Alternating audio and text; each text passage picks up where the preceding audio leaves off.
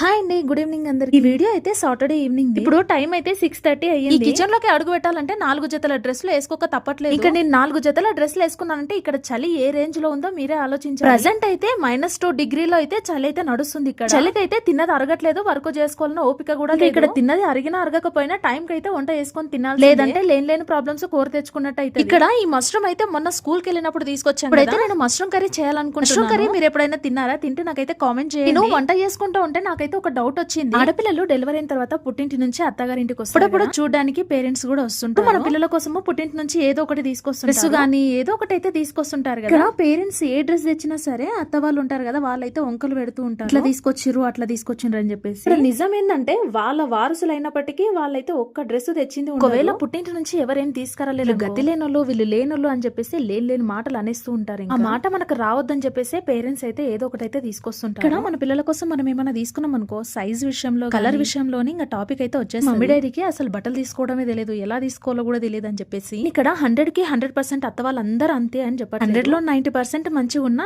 10% అయితే ఇలాంటి వాళ్ళే ఉన్నారు. నేను విన్నాను చూశాను కాబట్టి ఈ మాటలు అయితే చెప్తున్నాను. వాళ్ళు అనుకుంటారేమో మా కొడుకు తీసుకొస్తే మేము తీసుకొచ్చినట్టే అని చెప్పేసి. అలాంటప్పుడు అమ్మాయి తరపు పుట్టింటి నుంచి కూడా అసలు ఎక్స్పెక్ట్ చేయొద్దు అవి తీసుకురావాలి ఇవి తీసుకురావాలి అని చెప్పేసి. ఒక అమ్మాయికి పెళ్లి చేసి ఇచ్చిన తర్వాత వాళ్ళ బాధ్యత అంటూ ఏం ఉండదు, ఇప్పియాలి ఇవ్వాలి అని చెప్పి. పోయినంత కాలం కూతురుకు పెట్టుకుంటా కూతురు పిల్లలకు పెట్టుకుంటా ఉంటే వచ్చిన కోడలు అయితే ఊకుండా. మీరు కూడా ఇలాంటి సిచ్యువేషన్ అయితే ఫేస్ చేసి ఉంటారో ఉండరో నాకైతే తెలియదు. ఒకవేళ ఇదే సిచ్యువేషన్ మీరు కూడా ఫేస్ చేసి ఉంటే నాకైతే కామెంట్ చేయండి. ఇక్కడ పిల్లల కోసం నా కోసం అయితే రైస్ అయితే పెట్టేసుకొని ఇంకా మా హస్బెండ్ కి అయితే చపాతీ అయితే చేసేస్తాను. మష్రూమ్ కర్రీ కూడా రెడీ అయిపోయింది. ఐ హోప్ ఈ వీడియో మీకు నచ్చిందని అనుకుంటున్నాను. ఈ వీడియో మీకు నచ్చినట్లయితే ఒక లైక్ ఇచ్చుకొని సబ్స్క్రైబ్ చేసి కామెంట్ చేయండి. Thank you for watching my video.